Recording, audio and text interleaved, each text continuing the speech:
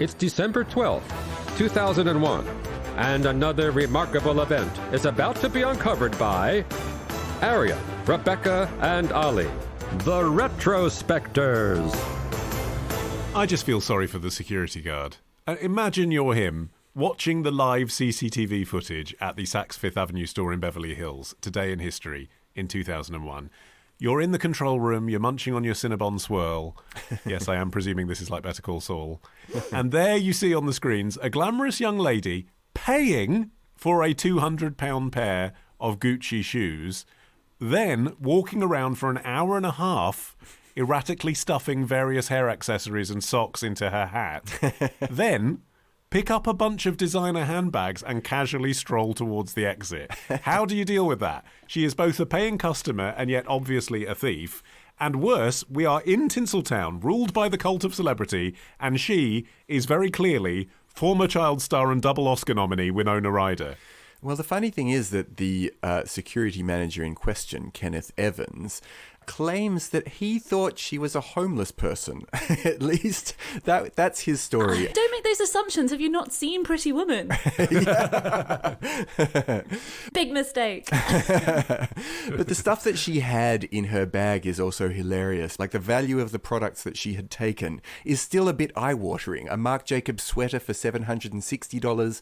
She also had some Frederic Fekkai hair adornments worth about $600. Yeah, inflation from 2001 hasn't made those prices seem small, has it? And as well as the CCTV footage, there was also the testimony of Colleen Rainey, one of the security guards at the store, who would later tell the court that she peered through the slats in a changing room door where she saw Ryder clipping tags off items with a pair of scissors, which of course added an air of premeditation to the whole affair, which was obviously very weird. And the thing that really stands out from a current day perspective is how her mental health was really never part of the discussion in a major way. It was seen as one of those examples of La La Land, you know, the crazy people in Tinseltown and what they get up to, like the stars are off their rockers, even though she was obviously a super famous actress with no material need to steal.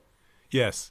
It's similar in a way to the Hugh Grant Divine Brown melee, which we covered in a previous episode, in that the thrust of people's reaction was, why would a Hollywood star who has everything need to steal anything? Like, shoplifting is for homeless people. That's who should be shoplifting.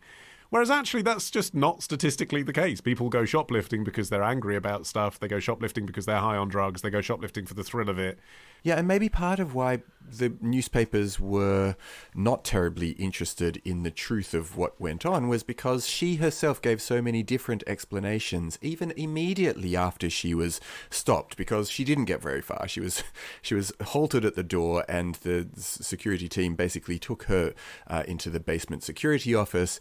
There, apparently, she was very polite and apologetic, and she came up with multiple stories. One of them was that she thought that her assistant had paid for the things that she hadn't paid for. Which actually, in a Beverly Hills context, is maybe not crazy. Like, super famous people walk around, fill a basket, leave, and assume someone else is going to pay for it behind them. Do you know what? I would probably assume that most really famous people no longer really remember how commerce works. And they're so divorced from reality that I would give them the benefit of the doubt on that one. But she also then had another explanation pretty much in the same breath, which was that she was researching a role. Research. The Pete Townsend defense. Yeah.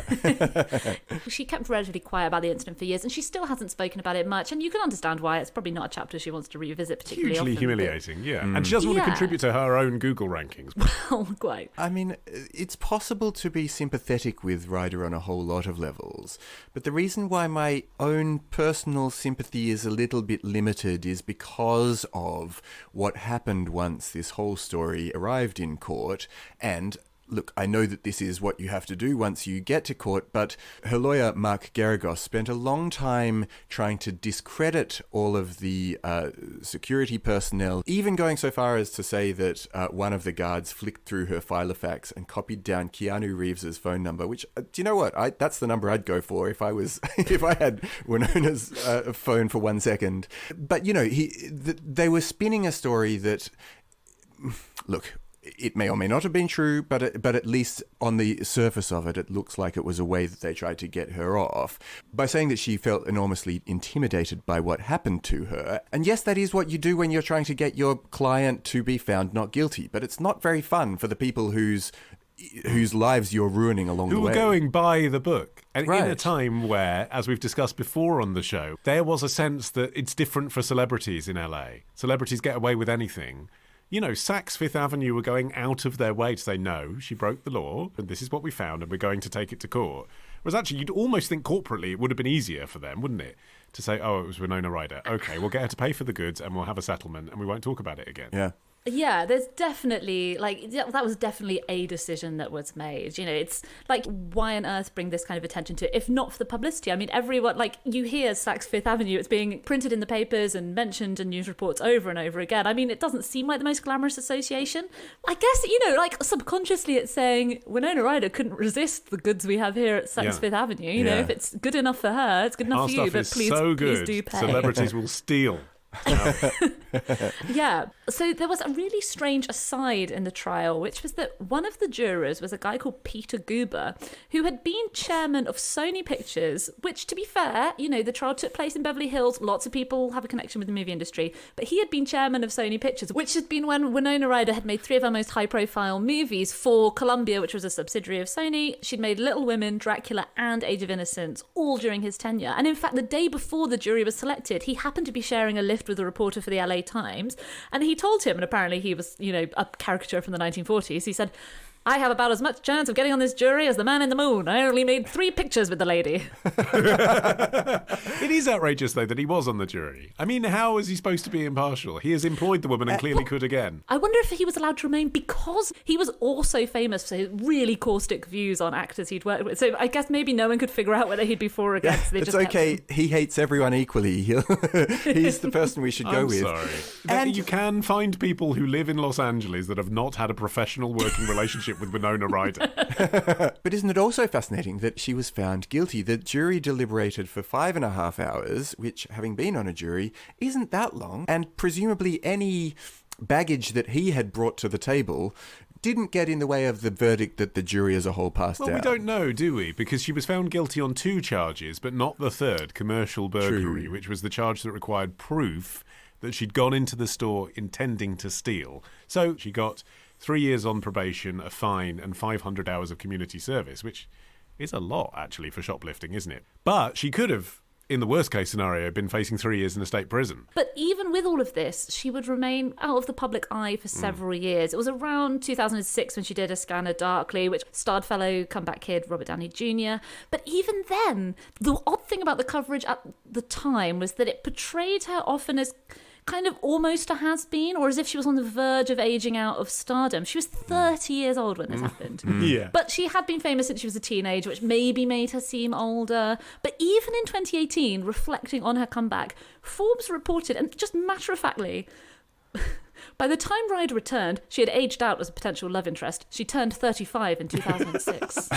Wow. But also, Olly, you say that this was like a fairly significant punishment for not such a massive crime. But at the same time, it does have that feel of someone ever so slightly getting away with it because of who they are. I saw a relatively recent interview with her in Porter magazine, and she said, psychologically, I must have been at a place where I just wanted to stop. I won't get into what happened, but it wasn't what people think, and it wasn't like the crime of the century.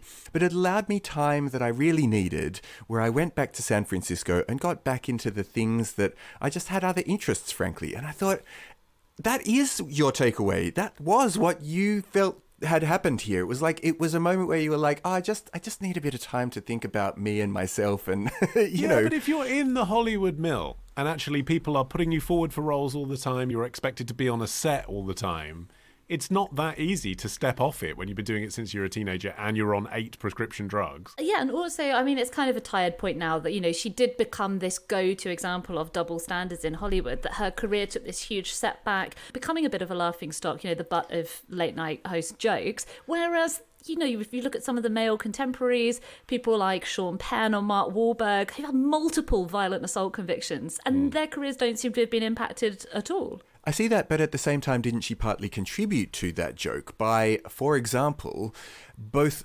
allowing and also wearing her own Free Winona t-shirt?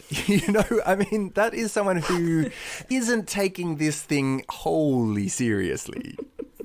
I thought that was quite refreshing. It's quite cool to pose on the front of a magazine wearing that t-shirt. Yeah, I guess it's kind of like Sue the turning guy. up to collect your own Razzie. Yeah, exactly. Tomorrow. Conclave comes from the Latin word meaning with a key, i.e. they were being locked in to decide. Ditch the ads and get a Sunday episode when you join Club Retrospectors. Subscribe now on Apple Podcasts, part of the Acast Creator Network.